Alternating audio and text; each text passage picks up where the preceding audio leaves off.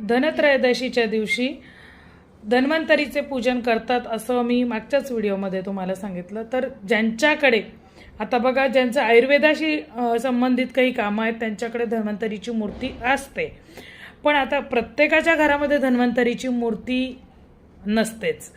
मग अशा वेळेला त्यांच्या नावाने एखादी सुपारी तुम्ही ठेवू शकता आणि एक कृतज्ञता, त्यांच्याप्रती एक कृतज्ञता, एक आभार व्यक्त करण्यासाठी त्यांचे पूजन करावे. म्हणजे त्यांना एक मानाचं स्थान त्या दिवशी पुरतं द्यावं. गंध अक्षत फूल पंचोपचार पूजा करावी.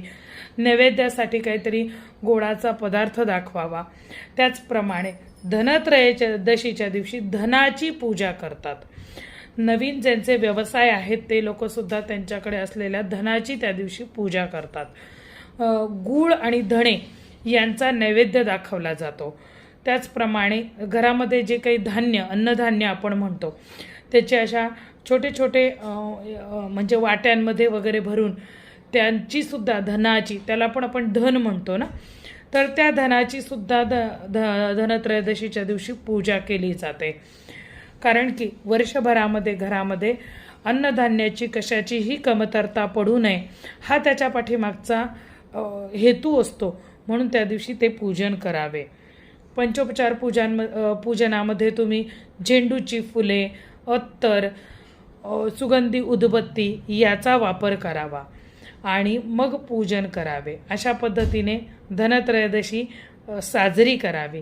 हे पूजन तुम्ही, त्याचे सुद्धा मुहूर्त येतात, ते मुहूर्त बघून जर केलं तर जास्त उत्तम, आणि नसेल तर नॉर्मल तुम्ही संध्याकाळी तिन्ही सांजेच्या वेळेला तुम्ही हे पूजन करू शकता.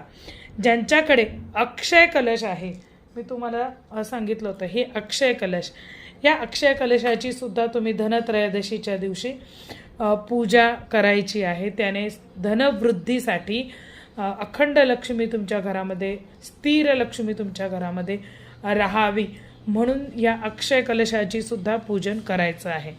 ज्यांनी ज्यांनी माझ्याकडनं अक्षय कलश घेतलेला आहे त्या सगळ्यांनी धनत्रयोदशीच्या दिवशी सुद्धा अक्षय कलशाची पूजन करायचे आहे. अशा पद्धतीने धनत्रयोदशी साजरी करावी. जय भवानी, जय जगदंबा.